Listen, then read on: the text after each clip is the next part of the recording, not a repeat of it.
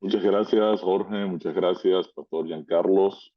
Para nosotros es un gran gozo y un gran privilegio el poder estar con cada uno de ustedes, con todo el equipo de la Unión Venezolana Occidental, para trabajar con el programa discipulado El Plan de Dios, su mayor regalo. Durante todo este periodo de tiempo que vamos a estar juntos, cada mañana, de lunes a viernes a las 5 de la mañana, estaremos viendo alrededor de un tema a la vez por día. La idea no es entrar en los detalles, sino yo voy a estar pasando por los textos bíblicos de forma expedita. Todos ustedes son líderes con mucha experiencia en los estudios bíblicos. Así que básicamente la idea de este programa es que ustedes puedan tener una visión integral de cómo está estructurado el programa de discipulado.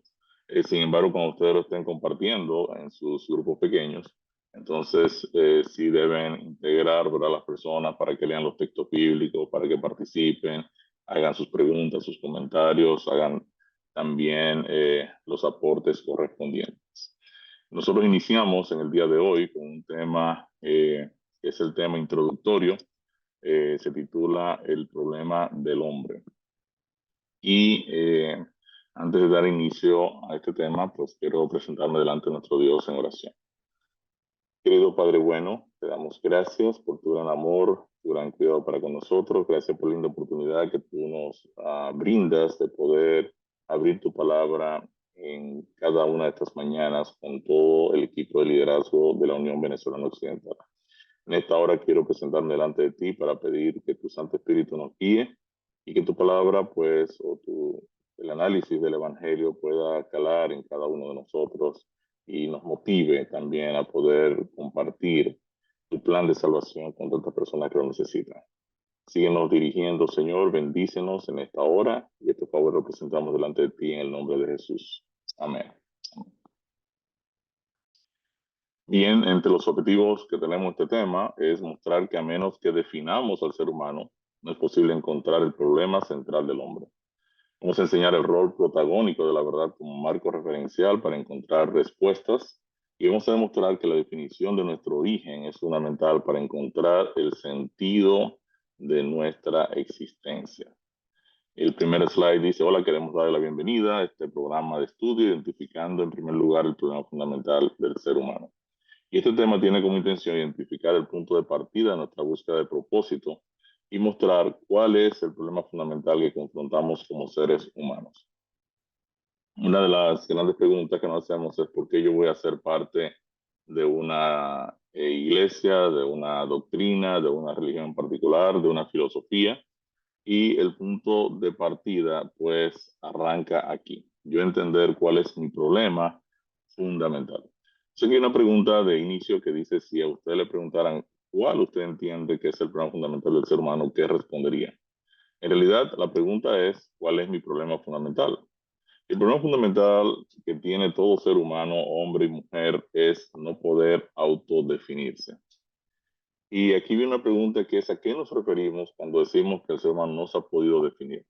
En realidad es poder encontrar respuesta a una pregunta básica: ¿qué cosa es el hombre o qué cosa es la mujer? Desde los tiempos del filósofo Parménides, 500 años antes de Cristo, hasta la fecha, ¿verdad? El hombre confronta esta pregunta fundamental: ¿qué cosa es un ser humano? De hecho, el rey David, nacido en Belén en el año 1040, profeta, pensador, poeta, se preguntaba en Salmo 8, ¿qué es el hombre? Le preguntaba a Dios para que tú puedas tomarlo en cuenta, para que tú puedas involucrarte en su vida, ¿no? Y esta es una pregunta muy relevante. ¿Qué somos nosotros? Correcto. Eh, Hace unos días salió en las redes, ¿verdad? Este apologista Matt Walsh hizo un documental muy interesante titulado ¿Qué es una mujer? Y eso lo voy a poner, ¿verdad?, del video introductorio de este documental, que me pareció muy simpático porque él salió por todo Estados Unidos con un letrero diciendo What is a woman? Y fue preguntándole a las mujeres, a los hombres, a todas las personas con las que se encontraba qué es una mujer. Y quiero ponerle aquí solo el video introductorio, ¿no? America is buzzing. What is a woman? What is a woman? What is a woman? What is a woman? Audiences are raving about Matt Walsh's What is a Woman? The Daily Wire reporting that this was the biggest live streaming event in company history. The documentary is extremely well produced. This movie is a wild ride. Amazing. Easily one of my favorite documentaries.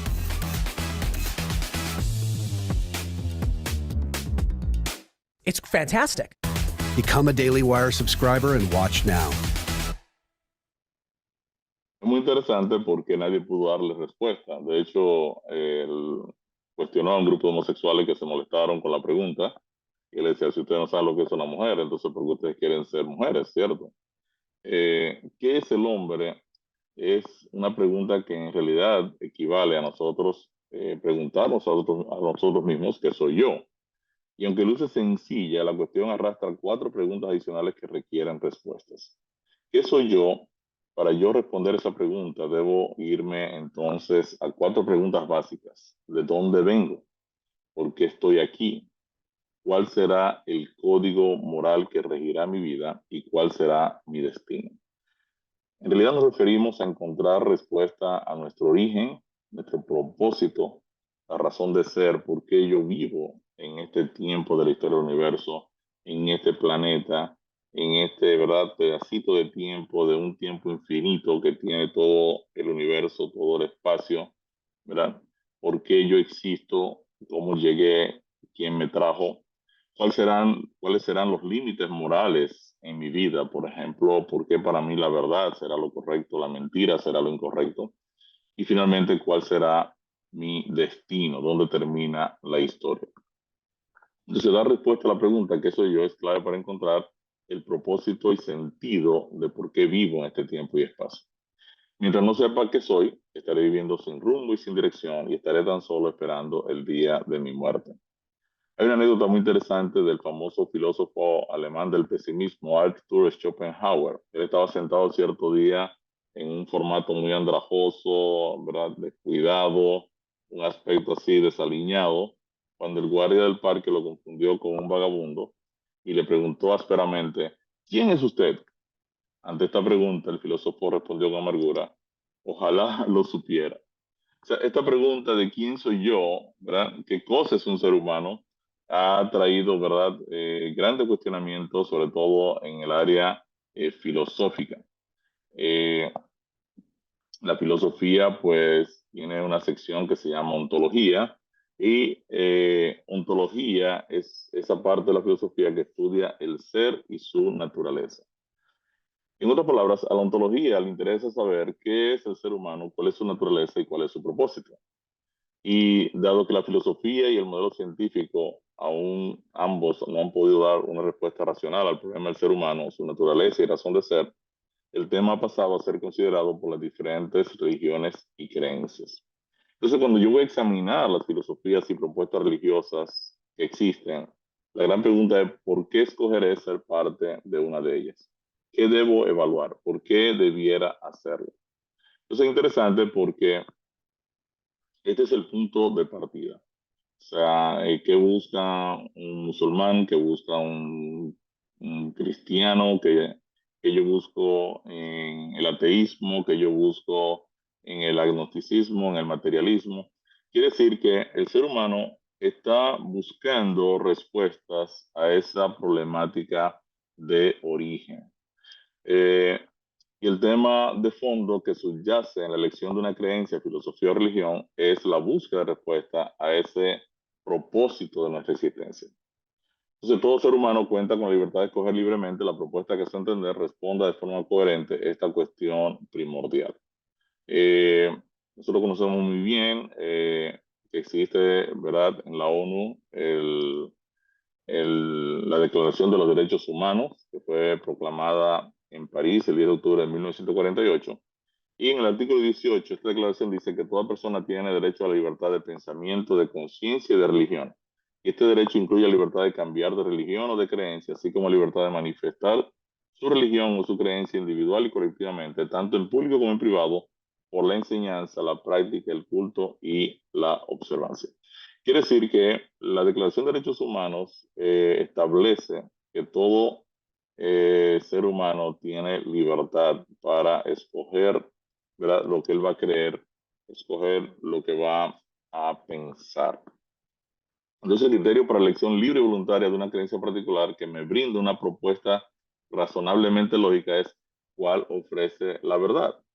En otras palabras, ahora que yo entiendo que tengo estas 4 preguntas fundamentales, definir mi origen, propósito, límite moral y destino, ahora con la lupa de la verdad voy a salir a evaluar cada propuesta filosófica o religiosa que pueda responderme de dónde vengo, por qué estoy aquí, cuáles serán los límites morales que van a regir mi vida y finalmente dónde termina mi historia.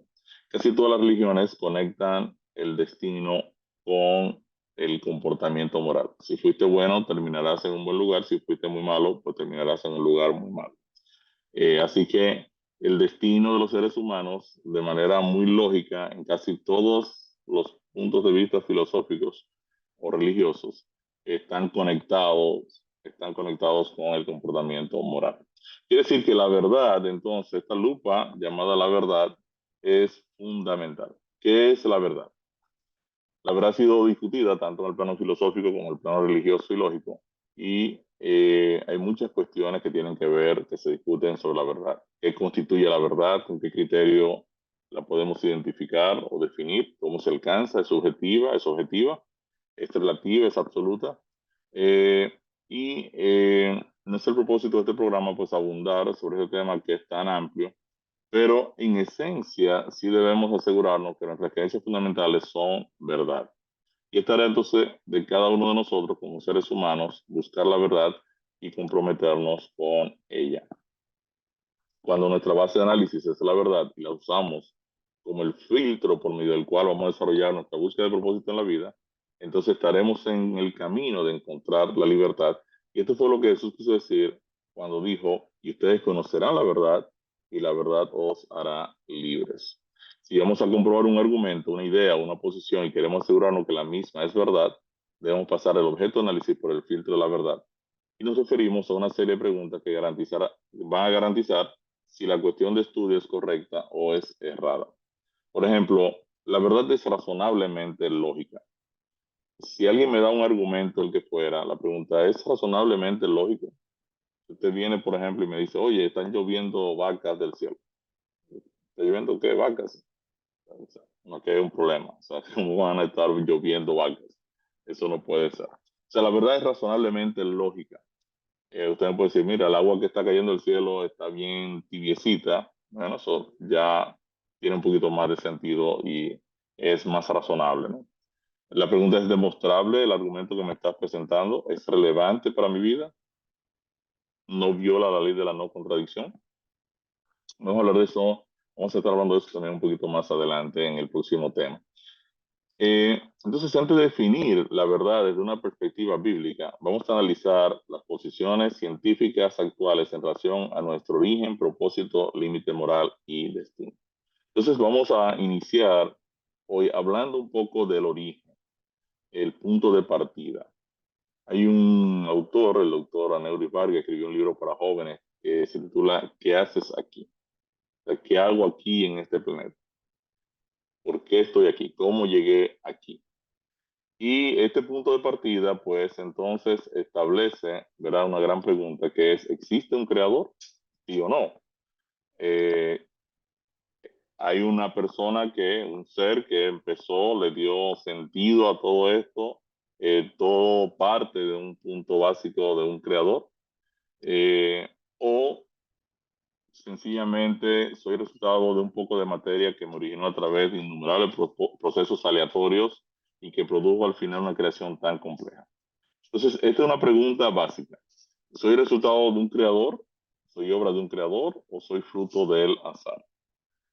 Eh, Hoy un grupo de hombres de ciencia, vamos a ponerlo aquí entre comillas, invocan el azar como responsable de nuestro origen.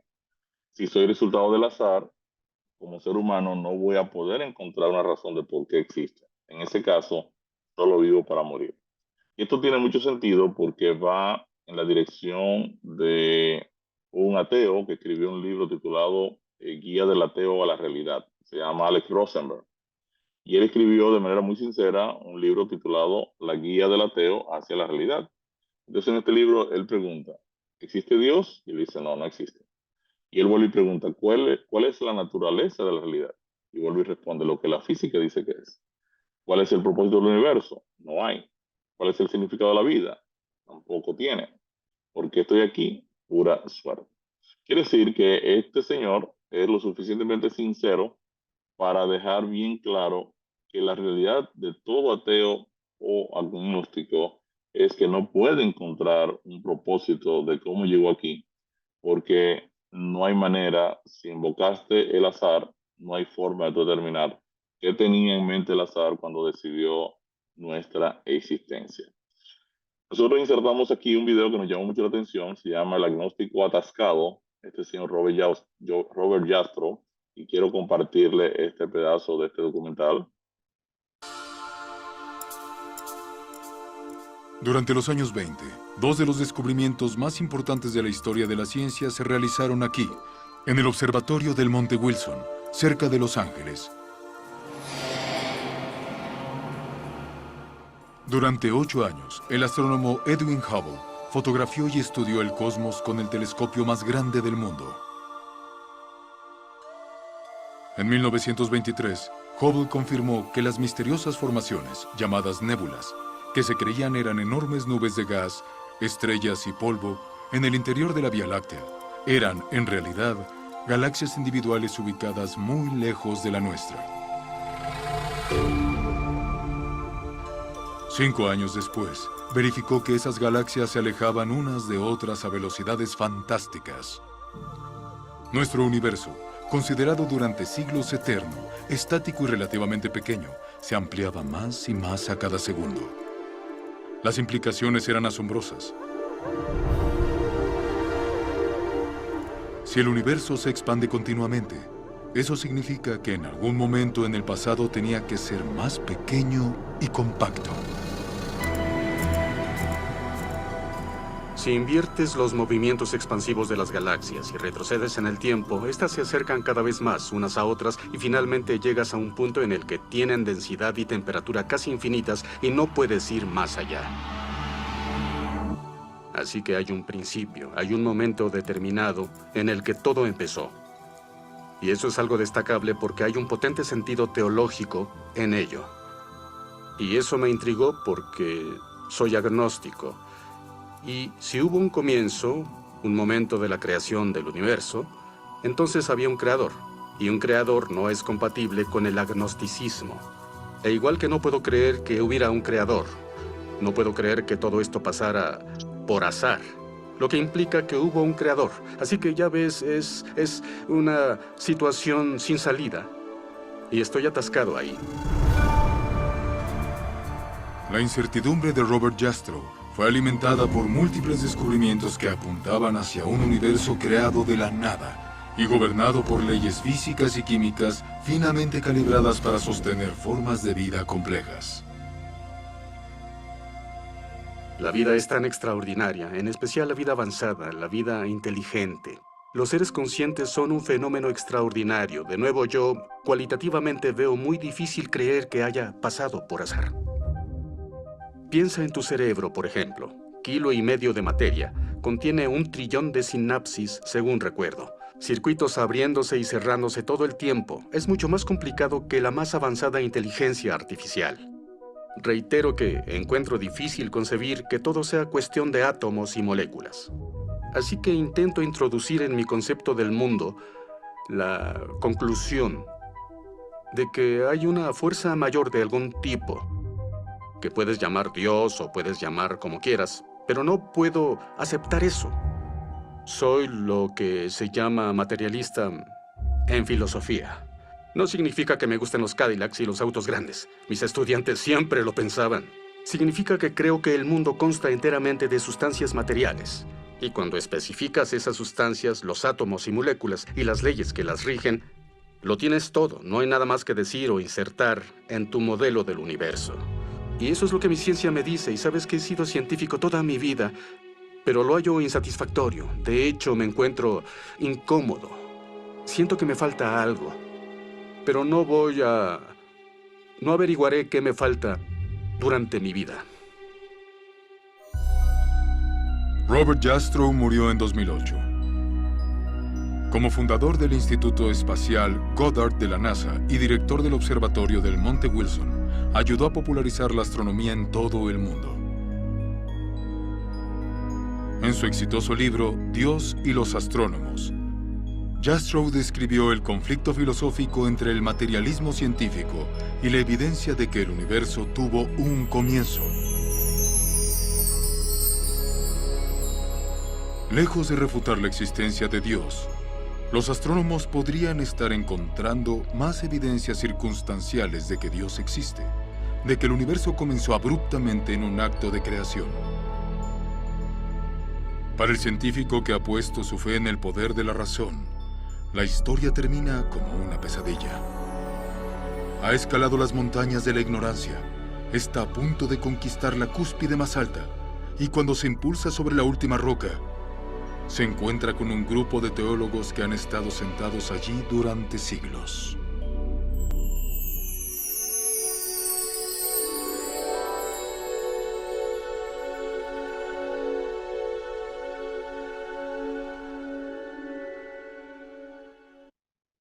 Es impresionante cómo este científico, Robert Jastrow, ¿verdad?, con toda la evidencia en favor de un creador, no da su brazo a torcer y prefiere mantenerse de parte del error. Si contraria a la posición atea, ¿no?, del azar, de que llegamos aquí a través de procesos evolutivos, contamos con un creador, podríamos al menos tratar de encontrar la razón de por qué nos creó, cuál sería su objetivo cuando nos trajo la vida. Entonces, alguna pregunta vendría automáticamente a nuestra mente. ¿En qué estaba pensando el creador cuando decidió mi existencia? ¿Tiene sentido su decisión de crearme aún sin mi autorización? Es obviamente una paradoja. ¿Se arriesgó el creador en esta decisión? ¿Fue una decisión justa? ¿Valió la pena si al final terminé sufriendo?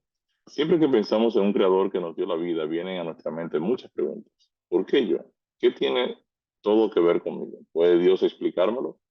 En este tema explicaremos de forma muy breve la secuencia de análisis que nos permitirán continuar o tal vez dar inicio a la búsqueda de sentido y significado de nuestras vidas. El tema obviamente es muy vasto, pero con este punto de partida lo que queremos es animarlos a cada uno de ustedes a profundizar un poco en estas ideas, ¿no? ¿Cuántas propuestas de origen existen y cuáles son? En el mundo existen solo 4 modelos de cómo surgió todo. 3 de estos modelos rechazan la idea de un creador. Está, por ejemplo, el concepto de la ilusión.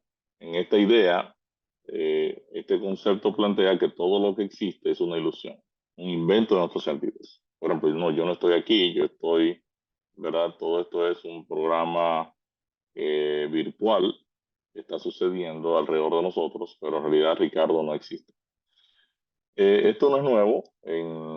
Ya en los 1600, René Descartes confrontó esta situación. Este pensador y matemático y filósofo francés, en su discurso del método, él hizo el siguiente análisis que me pareció muy simpático y por eso lo colocamos en el programa. Él empezó diciendo: ¿qué se requiere para que haya una duda? La duda requiere pensamiento porque la duda es una acción de pensamiento. Sin pensamiento no puede haber duda. De modo que si estoy dudando es que estoy pensando. Por lo menos pienso que estoy pensando. Y si digo que no pienso eso, estoy pensando. Bien, para que pueda decir que no pienso que estoy pensando, tengo que estar pensando. No puedo escapar de la realidad de que estoy pensando porque dudar es pensar. Tal como la duda requiere a alguien que dude, así un pensamiento requiere un pensador. Si estoy dudando, debo concluir racionalmente que estoy pensando. Y si estoy pensando, entonces tengo que ser. Tengo que existir porque lo que no existe no puede pensar, lo que no puede pensar no puede dudar. Y puesto de que no hay duda de que estoy dudando, querrá esto decir también que estoy pensando, y si estoy pensando, también estoy existiendo. Así llego a la conclusión: pienso, luego existo. Cogito, ergo, sum. Quiere decir que René Descartes se dio cuenta que el concepto de que la vida es una ilusión no puede ser real, y la mayor evidencia es que él estaba vivo, ¿no? El segundo modelo que se trata también en los orígenes es el concepto de autocreación. Y este planteamiento sugiere que todo lo que existe se autocreó. La autocreación es una contradicción. Si todo lo que existe se autocreó, es lógico suponer que aquello que se autocreó ya existía para dar inicio a su autocreación. Viene la pregunta, ¿para qué algo que ya existe decide autocrearse? Richard Dawkins es probablemente el ateo más reconocido del momento, y él sostiene que la creencia en un Dios personal podría calificarse como un delirio, como una persistente falsa creencia. Él, sin embargo, comenta en, en una ocasión con Lawrence Krauss, mi colega, hicimos una película juntos llamada Los No Creyentes, y él ha escrito un libro llamado Un Universo de la Nada. Lawrence produce una teoría física que funciona matemáticamente para mostrar que se puede obtener algo de la nada, que la nada y la nada de alguna manera extraña se autocancelan para producir algo. Y la teoría cuántica permite que eso suceda. Bueno, dice Dawkins, soy lo suficientemente humilde para decir que no lo entiendo y no soy lo suficientemente arrogante como para decir que como no lo entiendo no puede ser correcto. Interesante, Dawkins no logra entender el planteamiento matemático de su amigo científico, está consciente de lo ilógico del mismo, pero no es capaz de declarar que el planteamiento es una incoherencia. Esto para mí es algo increíble, increíble. Luego tenemos el tercer modelo, que es la casualidad. Este planteamiento sugiere que todo lo que existe se creó gracias al azar, a la casualidad. La casualidad le asigna al azar fuerza creadora, lo cual es un error, ya que azar es estadística.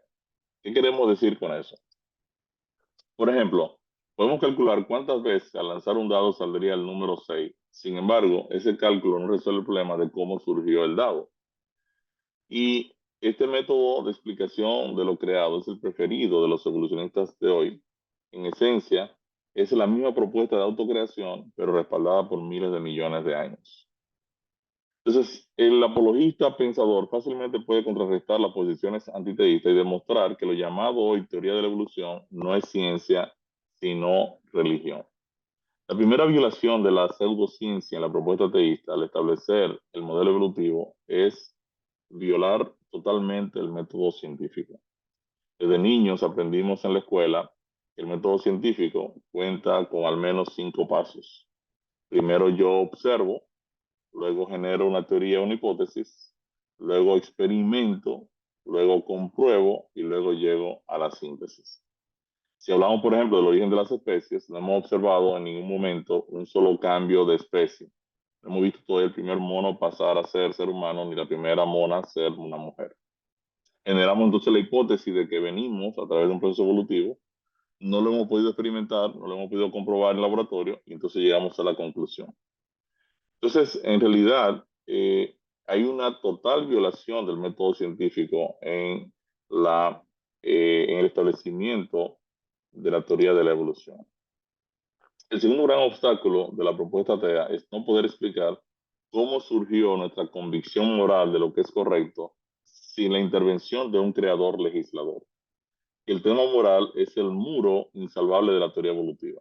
¿Cómo nosotros somos seres morales si venimos a través de un proceso que es totalmente amoral? En otras palabras, si yo vengo a través de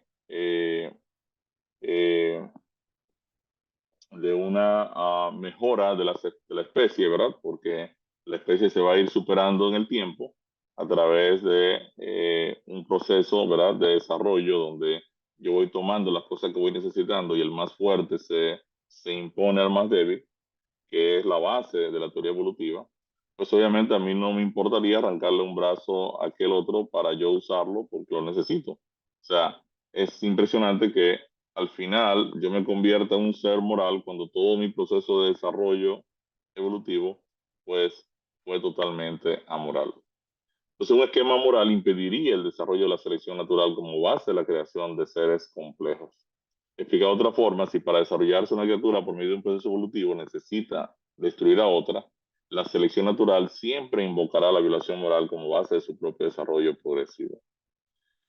Entonces, la relevancia del límite moral, el código moral en la dinámica humana es indiscutible. Y decíamos hace un rato que todas las religiones del mundo asocian el destino humano con el tema moral. O sea que cuando una persona desconoce los límites morales del ser humano, actúa como un agnóstico o un ateo. Nosotros no damos importancia al tema de que somos criaturas morales, que podemos evaluar entre lo que es correcto y lo que es incorrecto. Entonces, literalmente nos estamos comportando como una persona totalmente que desconoce, ¿verdad? A un creador legislador.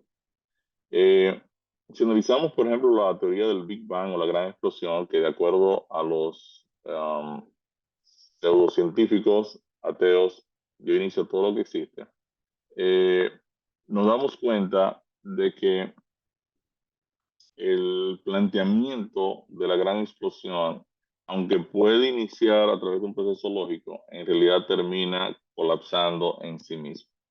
O sea, es razonablemente lógico pensar que yo puedo tener un sistema totalmente ordenado partiendo de un estado de desorden.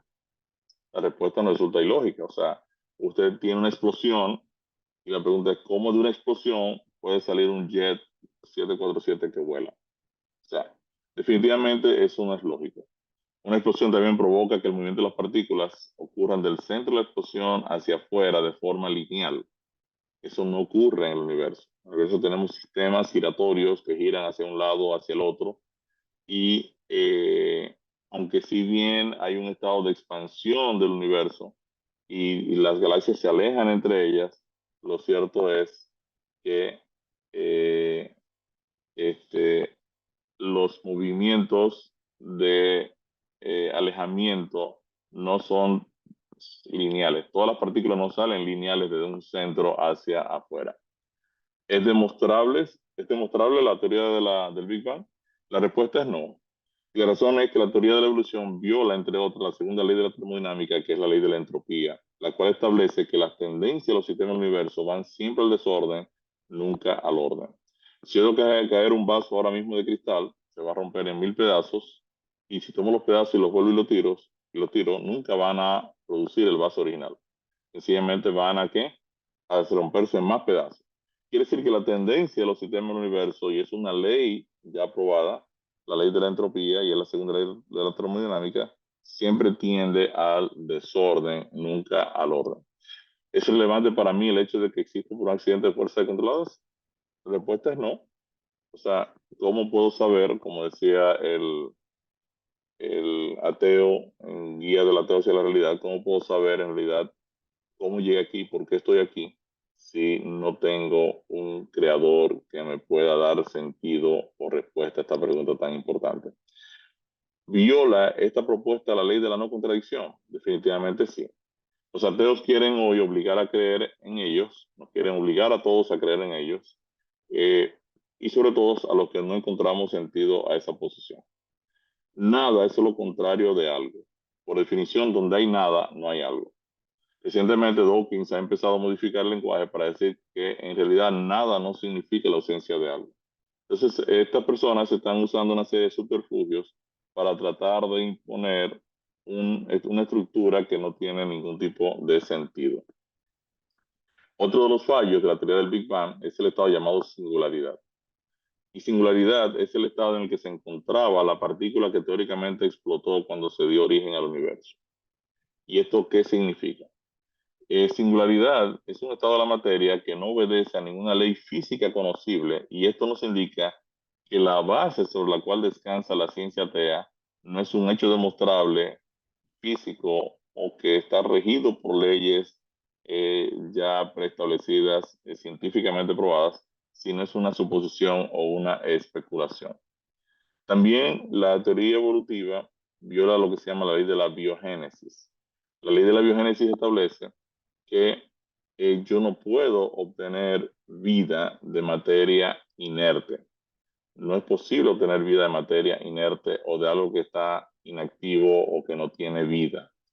De acuerdo a la ley de la biogénesis, una ley científicamente probada, la vida solo puede proceder de un elemento vivo. Nunca puede surgir vida de materia inerte de ningún tipo.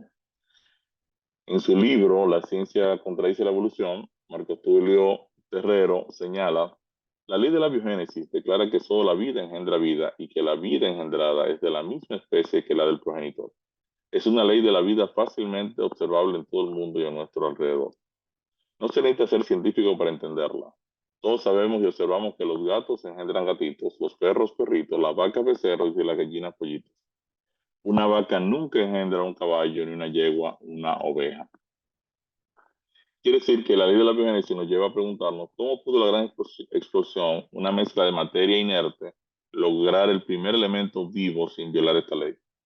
No hay respuesta a la comunidad promotora de la evolución. La vida misma resulta un misterio.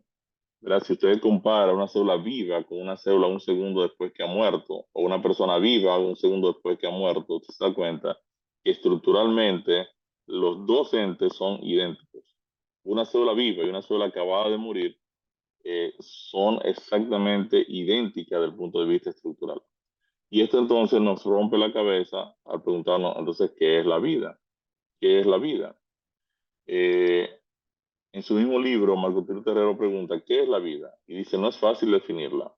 Y no lo es porque la vida no es algo que pueda tocarse, sino un estado que por fortuna puede describirse por sus operaciones. Los seres vivos están hechos de células que necesitan energía, tienen movimiento autónomo, crecen, se desarrollan y se reproducen en organismos similares. Las cosas no vivas carecen de estas características que son propias de la vida. Otra pregunta sin resolver por el modelo evolutivo es cómo se formaron organismos multicelulares a partir de una célula. Y la comunidad de promotores de la autocreación cuenta con un excelente mecanismo de mercadeo del error, discipulando con toda una cantidad de falsedades a nuestros hijos en las escuelas y universidades, y esto cuenta con el apoyo de maestros que ignoran que las declaraciones científicas no han sido probadas. Este científico llamado Michael Denton escribió un libro titulado Evolución, una teoría en crisis. Y ahí él cuestiona todos estos puntos que no le hacen ningún tipo de sentido. La ciencia actual se encuentra tan cuestionada que hasta el propio término ciencia ni siquiera se ha podido definir. No se ha podido definir. Por ejemplo, Del Reich, un filósofo emérito de la Calvin University, él escribe en su libro Ciencia y sus límites. La filosofía de la ciencia natural es básicamente el estudio de lo que es la ciencia natural, lo que hace y cómo funciona, por qué funciona y cuánto funciona. Un lugar razonable para comenzar sería con una definición de ciencia natural, sin embargo, el término no tiene una definición aceptada estándar. Y interesante porque esto ha sido bien cuestionado por personas también pensantes, ¿verdad? Bien brillantes. Por ejemplo, Michael Shermer, de la Sociedad Escéptica, él escribe, todos los hechos en la ciencia son temporales y están sujetos a los desafíos y el cambio. Como consecuencia, la ciencia no es una cosa per se, sino un método de descubrimiento que conduce a conclusiones temporales. Y esto es tan interesante para mí porque recientemente, con el lanzamiento del telescopio, el James Webb, ahora ya la teoría del Big Bang ha colapsado y ahora surgen otras nuevas suposiciones de cómo surgió todo, cómo surge, ¿verdad? El origen de todas las cosas. Así que, de acuerdo a estos pensadores, la ciencia no está definida y lo que está determinado como ciencia es un conjunto, ¿verdad?, de conclusiones que son temporales hasta que venga otro conjunto de cosas que la sustituyen. Ahora, son muchos los tópicos a discutir cuando uno habla del origen, desde la formación de los cuerpos celestes, las fuerzas gravitacionales, los estratos terrestres, la formación del carbón, el gas, la lluvia, el petróleo, la energía oscura que acelera el universo, la formación de la vida, los sistemas subatómicos. Todo esto es todo un paquete que obviamente encontrarle respuestas de manera tan sencilla como una gran explosión no es tan sencillo. Hasta ahora no tenemos una definición ni a nivel macro ni a nivel micro de, por ejemplo, qué es la gravedad, cómo trabaja, y podemos decir que en una cantidad de procesos no tenemos las definiciones de los mismos, ¿no? Podemos decir entonces que la ciencia se encuentra sumamente limitada al tratar de explicar los elementos básicos que conforman nuestras vidas. Preguntas tan simples, por ejemplo, como qué cosa es el color, qué cosa es la luz, qué cosa es el calor. La Tierra gira, por ejemplo, sobre su eje a 1600 kilómetros por hora. se mueve junto con todo el sistema solar a 784.000 kilómetros por hora. La pregunta es, ¿de dónde sale la energía que mueve este planeta, lo hace girar, lo desplaza? Son preguntas sin respuesta, ¿no? Hay también libros interesantes como el de Juicio a Darwin, de un abogado llamado Philip L. Johnson. Él declara aquí, él pone una declaración de Colin Patterson, un paleontólogo, que hizo una pregunta muy interesante en una exposición del Museo Británico, en una conferencia en Nueva York. Él es un paleontólogo del Museo Británico de Historia Natural de Inglaterra, ¿no? Museo Británico. Y él, en una conferencia en Nueva York, preguntaba a una comunidad de científicos, ¿me pueden decir algo que sepan acerca de la evolución, cualquier cosa que sea cierta?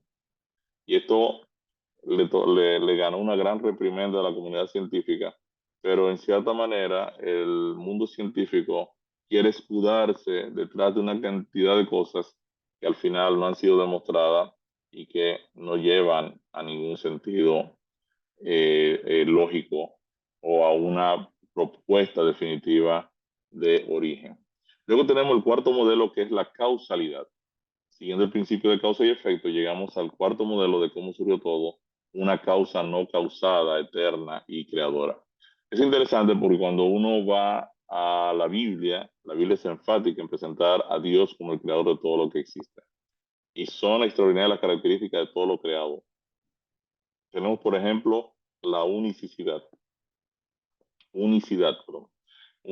Cada cosa creada es única. Cada ser humano, cada copo de nieve, cada estrella, cada galaxia, cada grano de arena, cada hoja de árbol, cada cosa en la creación es única en tamaño, en forma. Usted puede tener arena de un mismo color, pero cuando usted mide los granitos se da cuenta que uno es más grande, otro más pequeñito, otro más anchito, otro más larguito. O sea, es la arena de una playa, es el mismo tipo de arena, pero en realidad cada granito es único. También tenemos la diversidad tanto en las cosas animadas como inanimadas. Encontramos la complejidad en lo astronómico como en lo subatómico. Pero a todo esto podemos apreciar el orden en todo lo creado. Cada ser viviente, ¿verdad? Que está compuesto de millones de partes y cada parte tiene el ADN correspondiente de que pertenece, esa piececita pertenece a Ricardo, o pertenece a Luis, o pertenece a María.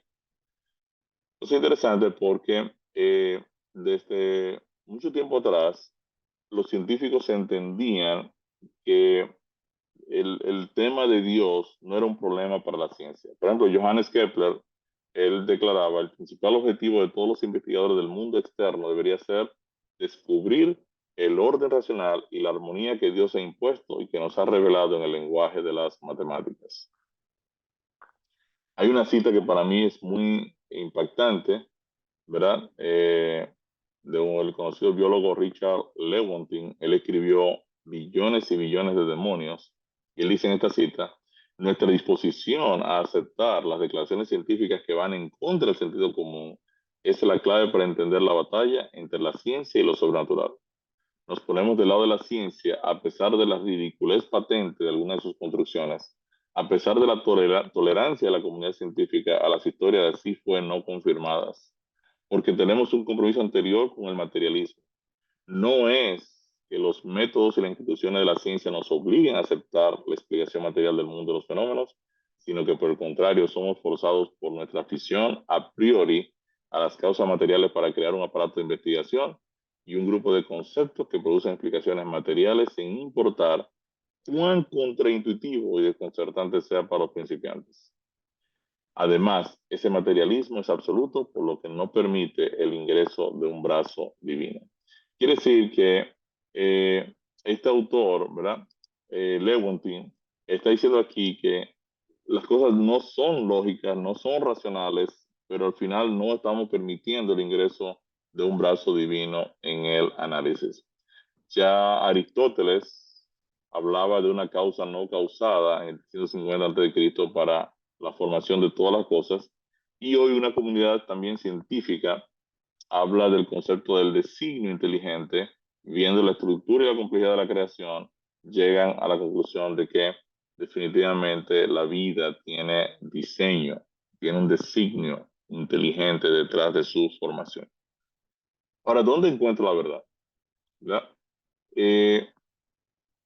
Es interesante porque la Biblia contiene el marco referencial por el cual podemos discernir la verdad. Un estudio minucioso de la Escritura nos permitirá mover la verdad, nos permitirá conocer la verdad y movernos, ¿verdad?, en la dirección correcta y vivir libremente en comunión con nuestro Dios. En Juan 17:17 se dice: santifícalos en tu verdad, tu palabra es verdad. O sea, la Biblia se presenta entonces como la fuente de verdad o el marco de verdad.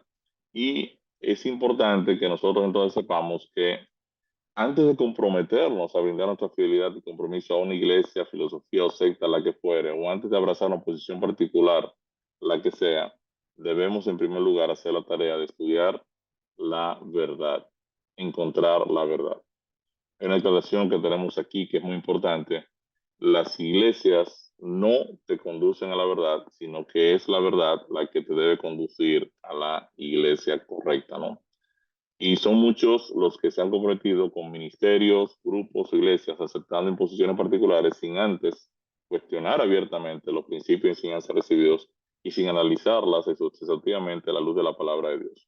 Quiere decir que es importante que nosotros entonces hagamos la tarea de conocer la verdad, de buscar la verdad. O sea, aquí lo importante no es qué tan sincero yo sea, sino si yo tengo la verdad o no tengo la verdad, si la he encontrado o no la he encontrado. Así como, por ejemplo, en la universidad, en un examen no importa cuán sincero usted sea, sino que usted puso la respuesta correcta. Si 2 más 2 son 4 y usted pone 5, pero usted fue sinceramente, ¿verdad? Escribió este 5 de manera muy sincera y muy abierta y muy honesto con usted, en realidad usted no va a pasar el examen, porque no es verdad. 2 más 2 son 4. Entonces lo mismo pasa en la mecánica la, de la vida per se, y nosotros debemos procurar conocer la verdad. Visto todo lo anterior, ¿cuántas explicaciones existen sobre el problema del hombre y qué plantean? En el mundo existen al menos 3 corrientes importantes de pensamiento para respuesta a la pregunta ¿qué es el hombre? En primer lugar, tenemos a los optimistas y humanistas seculares. Los optimistas entienden que el ser humano es producto de un proceso evolutivo accidental. Ellos creen que los seres humanos siguen evolucionando, que tienen un potencial ilimitado y que algún día se harán cargo de su propio desarrollo. O sea que los optimistas entienden que en el proceso evolutivo el ser humano va a seguir desarrollándose, hasta que llegue un momento que el tipo llega, ¿verdad?, al desarrollo absoluto. Sin embargo, los optimistas no toman en serio en la medida necesaria el egoísmo, la perversidad moral, el egocentrismo del ser humano, que ha retrasado constantemente el progreso y ha llevado a la desilusión a los reformadores sociales. En otras palabras, los optimistas subestiman el poder de la maldad humana. Y en su modelo de los orígenes, la estructura evolucionista no explica cómo surgió el pecado, por qué somos malos, ¿verdad? Cuando el pecado es el elemento que más desdicha ha traído la existencia de cada ser humano que ha existido en el planeta, la pregunta es por qué el modelo evolutivo no tiene una referencia a cómo el azar no previó el problema de la maldad humana, ¿no? Ahora, otra de las teorías de orígenes de cómo llegamos aquí está planteada por los pesimistas existencialistas. Los pesimistas, al considerar que Dios no existe, no cuentan con valores, ni ideales, ni niveles morales, lo cual por lo menos parecería lógico. Ahora, los pesimistas entienden que nuestra existencia no tiene ningún sentido ni propósito, porque todo lo que está, todo lo que ocurre, todo lo que vemos, para ellos resulta absurdo. Este señor llamado Jean-Paul Sartre declaró que no se suicidó porque suicidarse habría supuesto usar su libertad para acabar con su libertad, pero que él pudo haber acabado con todo su sufrimiento en la vida, ¿verdad? Porque nada le parecía con sentido. Tristemente, los pesimistas pasan por alto las cosas nobles del ser humano: el amor, el gozo, la belleza, la verdad, el heroísmo, el sacrificio personal, que a través de la historia también han enriquecido a la humanidad. O sea, en forma similar a los optimistas, los pesimistas no explican cómo surgió el amor en los procesos evolutivos y de selección natural. Tanto el pecado como el amor no pueden ser explicados en la mecánica de la selección natural porque trascienden lo material. Y esto es interesante, ¿no?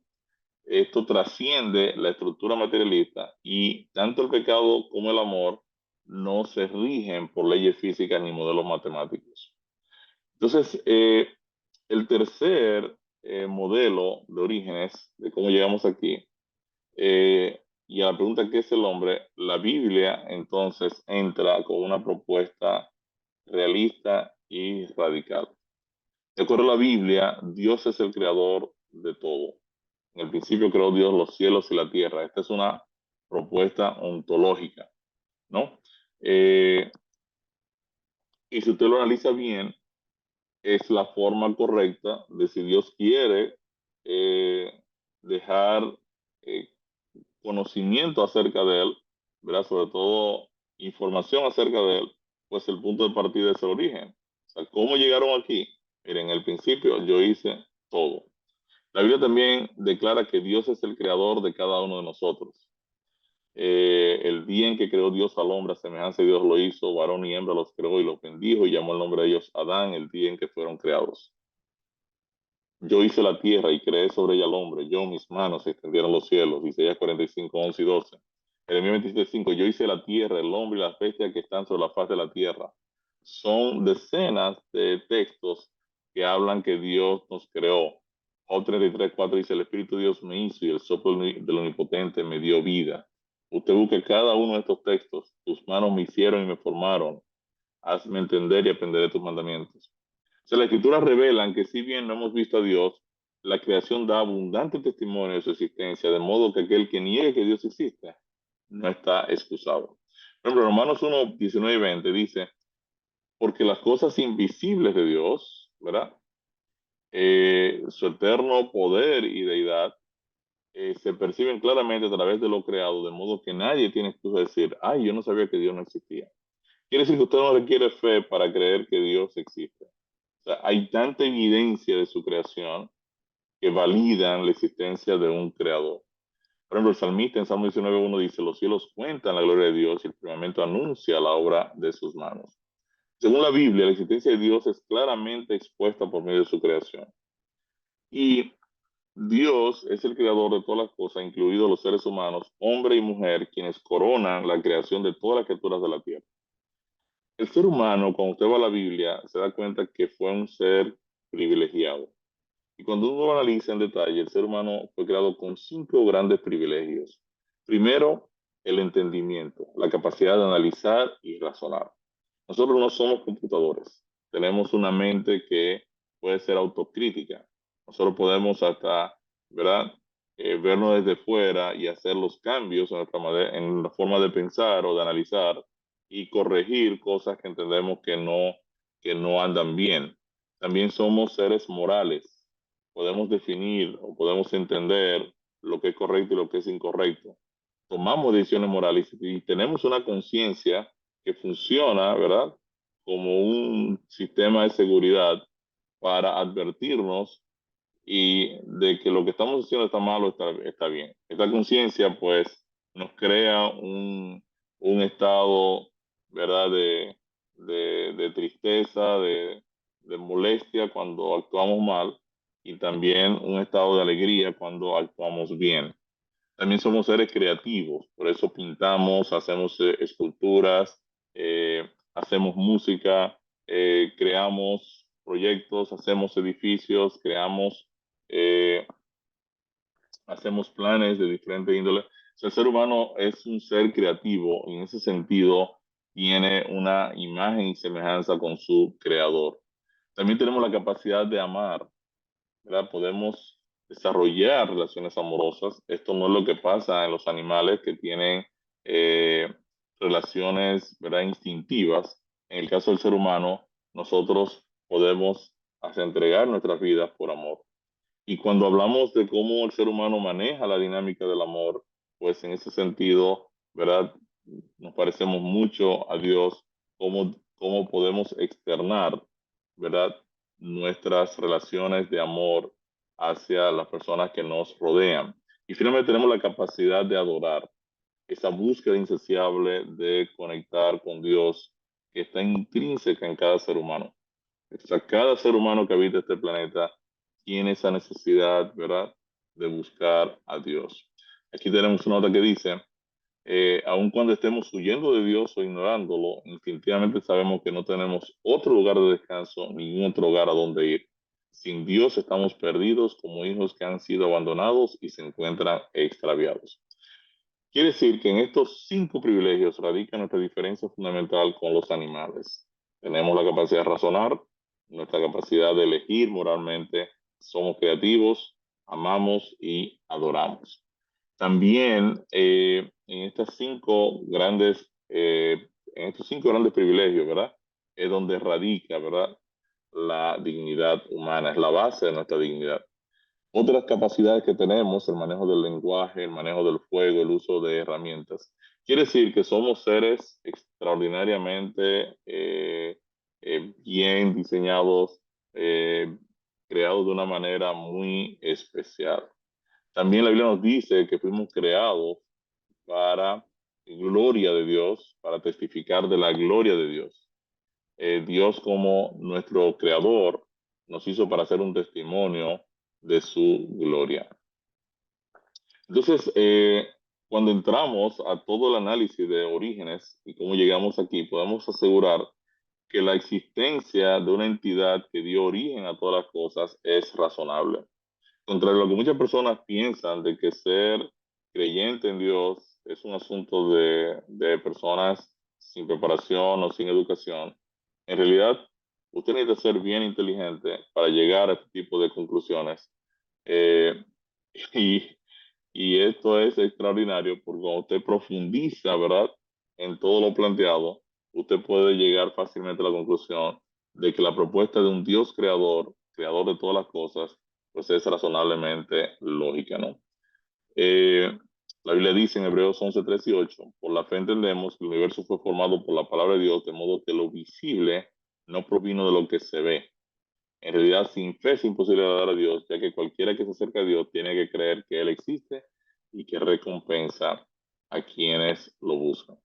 Entonces la pregunta, ¿existe Dios? La respuesta afirmativa no es ilógica ni carece de sentido. La idea de un ser eterno, inmutable, es razonablemente lógica, es demostrable y es relevante para nuestras vidas. Entonces, es interesante porque si usted quiere profundizar un poquito en estos temas, hay una serie de videos que también se lo compartimos aquí en la presentación, que yo les sugiero que lo vean, sobre todo el video Origen, la clave del misterio de la vida, en la Tierra, un planeta privilegiado, la llamada del cosmos. Entonces, con toda esta información como telón de fondo, podemos evaluar ahora las diferentes propuestas filosóficas y religiosas y empezar a descartar todas aquellas que rechazan la existencia de un creador y centran su atención en los procesos evolutivos. Quiere decir que aquí ya tenemos un punto de partida. Una vez llegamos a la conclusión de que tiene sentido la idea de un creador que da inicio a todo, entonces todo aquel sistema o estructura filosófica o religiosa que se enfoca, ¿verdad?, en esquemas morales, pero sin un creador, podemos entonces descartarlas o dejarlas a un lado. La Biblia también nos enseña que el ser humano ha caído porque hay un problema llamado pecado que nos ha separado de nuestro creador y ha arruinado la imagen y semejanza de Dios en cada uno de nosotros. Jesús enseñó 4 verdades en cuanto a esta realidad humana. Enseñó el alcance universal de la maldad humana. Los grandes llamados de atención y corrección de Jesús no eran solo personas perdidas, dígase ladrones, borrachos o prostitutas. También eran las personas cultas, religiosas, justas y refinadas. Jesús también enseñó la naturaleza egocéntrica de la maldad. Todo pecado es una forma de rebelión egoísta contra la autoridad de Dios o contra el bienestar de nuestro prójimo. También Jesús destacó el origen interno de la maldad. Es del corazón que surgen los malos pensamientos, los adulterios, las fornicaciones, los homicidios, los hurtos. O sea, todo eso surge de dentro del hombre. Y Jesús señaló también el efecto corruptor de la maldad. Todo esto, todas estas maldades de dentro salen y contaminan o corrompen al hombre. Y es aquí donde viene la gran paradoja humana, ¿no? Por un lado, somos brillantes, con privilegios extraordinarios, y por otro lado tenemos entonces una situación de maldad que nos afecta. Por eso somos capaces de manifestar la más sublime nobleza, actuando como Dios actuaría, y en un momento más tarde mostramos la más baja crueldad actuando como bestias salvajes. Los seres humanos son los inventores de los hospitales para el cuidado de los enfermos, de las escuelas y universidades para brindar sabiduría, de los parlamentos para el justo gobierno del pueblo y de las iglesias para el culto a Dios. Pero también son los inventores de las cámaras de tortura, de los campos de concentración, del arsenal nuclear. Y esto es impresionante. Somos nobles e innobles, racionales e irracionales, morales e inmorales, semejantes a Dios y bestiales al mismo tiempo. Entonces, ante esta realidad, tenemos un serio problema existencial y es aquí donde entra el evangelio o la buena noticia que se llama también en la Biblia la palabra de verdad, el evangelio de nuestra salvación, ¿verdad? Y lo que hace el evangelio es que va a alinear ahora nuestra mente para darnos respuesta a nuestros problemas fundamentales. El evangelio, en cuanto al origen, nos dice que fuimos creados por Dios, somos criaturas de Dios, fuimos creados por Dios, ¿verdad? Y en cuanto al propósito, nos dice que fuimos creados para dar testimonio de la gloria de este creador. En cuanto al código moral, Dios también nos ha dado lineamientos morales de cómo vivir correctamente, mostrando amor tanto a Él como a los demás.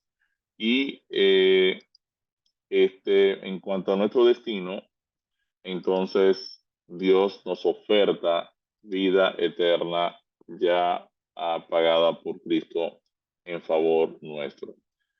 Entonces, la siguiente tabla nos muestra, por ejemplo, la diferencia entre el evangelio y el ateísmo. Al problema del origen, el evangelio dice que somos creados por Dios. El ateísmo parte del Big Bang o de múltiples Big Bangs o de procesos aleatorios. En cuanto al propósito, fuimos creados para testificar de la gloria de Dios. El ateísmo no tiene propósito. En cuanto al código moral, la ley moral de Dios está planteada en su palabra. Somos criaturas morales, resultado de un creador legislador. En el ateísmo no existen parámetros morales en la selección natural. La selección natural no respeta esquema alguno que obstaculice su objetivo. En cuanto al destino, el evangelio oferta, ¿verdad?, a los seres humanos vida eterna. En el ateísmo no hay esperanza después de la muerte. Entonces, entender que Dios existe provoca una serie de preguntas. ¿Cómo es? ¿Puedo conocerlo? ¿Cómo piensa? ¿Se ha revelado? ¿Qué espera de mí? En nuestro próximo estudio, entonces, estaremos analizando lo que Dios ha revelado de sí mismo y cómo su plan representa la mejor noticia que jamás hayamos escuchado. Así que este es el punto de partida del programa y básicamente estamos aquí poniendo la zapata de qué es lo que me mueve a mí como ser humano entonces a buscar respuestas en el cristianismo, ¿verdad?, sobre un problema fundamental que yo tengo que no he resuelto en cuanto a mi origen, propósito, límite moral y destino. Así que vamos a despedir este tema de hoy con una oración y ya mañana estaremos viendo entonces el propósito de la Biblia. Oramos. Bendito Dios, Padre bueno, te damos gracias, oh Señor, porque a través de tu palabra tú le das sentido y dirección a nuestra vida, a nuestras vidas. Queremos pedirte, oh Dios, de manera especial que tú sigas bendiciendo todo el equipo de líderes que está con nosotros y las personas que estarán viendo estos temas también en forma diferida. Que tu presencia esté con ellos, que tú los dirijas y que el Santo Espíritu pueda ocupar sus mentes y pueda morar en cada uno de ellos de forma tal que ellos puedan conocerte y entregar sus vidas a ti antes que sea demasiado tarde. Síguenos bendiciendo, Señor, síguenos dirigiendo y en tu favor lo presentamos delante de ti en el nombre de Jesús. Amén, Señor. Amén. Quien Dios les bendiga.